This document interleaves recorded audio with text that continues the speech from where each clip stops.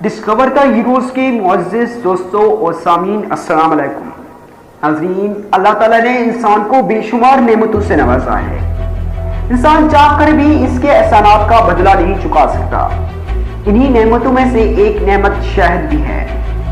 شہد کیسے بنتا ہے اور شہد کو بنانے میں شہد کی مکھیاں کتنی محنت کرتی ہیں؟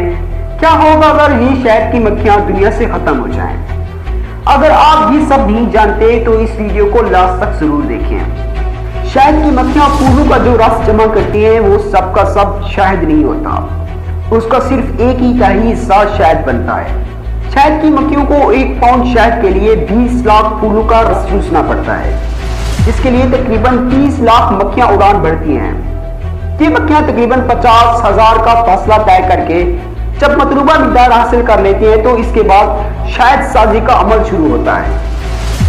شہد بنانے کے پہلے مرحلے میں شہد پانی کی طرح رقیق ہوتا ہے، اس لیے شہد کی مکھیاں اپنے پروں کو پنکھوں کی طرح استعمال کرتی ہیں اور ایکسس اماؤنٹ آف واٹر کو بھاپ کی مانند اڑا دیتی ہیں۔ دوسرے مرحلے میں جب یہ پانی بھاپ بن کر اڑ جاتا ہے تو ایک میٹھا سیال مادہ باقی رہ جاتا ہے جس کو مکھیاں چوس لیتی ہیں۔ مکھیوں کے منہ کے اندر ایسے غدود ہوتے ہیں جو اپنے عمل سے اس میٹھے سیال مادہ کو شہد میں تبدیل کر دیتے ہیں۔ اب یہ شہد کی مکھیاں بنے ہوئے شہد کو چھتے میں بھر دیتی ہیں۔ یہ شہد بعد میں انسانوں کے کام آتا ہے۔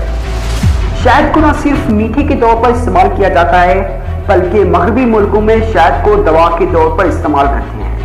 شہد میں یہ وید خصوصیات ہے کہ اگر شہد پورے 1000 سال تک پڑا رہے تب بھی خراب نہیں ہوگا اور نہ ہی اس کے ذائقے میں کوئی خرابی پیدا ہوگی۔ شہد کے طبی فوائد میں گلے کی خراش دور کرنے، بد ہضمی دور کرنے، گرمی دور کرنے کے علاوہ خون کی کمی، دمہ، تھکاوٹ، نیند کی کمی، سر درد، نیز TB کے علاج میں بھی شہد استعمال کیا جا سکتا ہے۔ ناظرین کرام، حضور صلی اللہ علیہ وسلم خود بھی شہد کا اہتمام فرماتے تھے۔ آپ صلی اللہ علیہ وسلم کے معمول میں شہد کا پیالہ صبح اور شام دونوں میں سے ایک وقت شامل تھا۔ اسی طرح حضرت عمر رضی اللہ تعالی عنہ کے بدن پر اگر کوئی زخم آ جاتا تو آپ رضی اللہ تعالی عنہ اس پر شہد کا لیپ لگا دیتے۔ جب لوگوں نے آپ سے پوچھا تو آپ رضی اللہ تعالی عنہ نے فرمایا، اللہ تعالیٰ نے شہد میں بہت ساری بیماریوں کا علاج رکھا ہے۔ سائنسی رپورٹ کے مطابق شہد ایک مکمل غذا کے ساتھ طبی افادیت بھی رکھتی ہے۔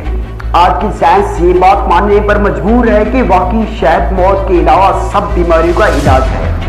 شہد کی مکھی کی 5 آنکھیں ہوتی ہیں جن میں سے 2 کمپاؤنڈ اور 3 سمپل ہوتی ہیں۔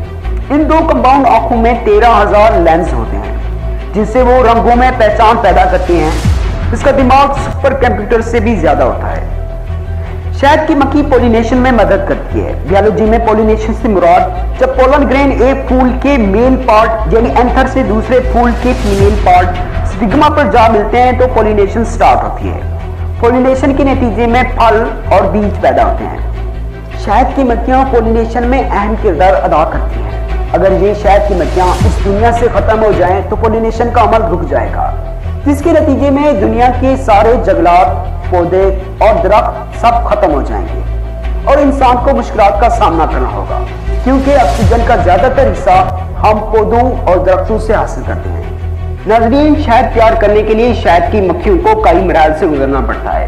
اللہ پاک چاہتے تو شہد کو ایک چشمہ بنا کر بہا دیتے، لیکن اللہ نے ایسا نہیں کیا تاکہ انسان اس شہد کی مکھی سے سبق حاصل کرے کہ دنیا کا نظام کس ڈھنگ پر بنایا گیا ہے۔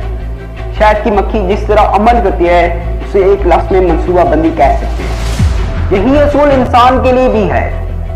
اگر وہ اپنے مقصد تک پہنچنے کے لیے شہد کی مکھی کی طرح منصوبہ اپنائے تو اس کو کامیاب ہونے سے کوئی نہیں روک سکتا۔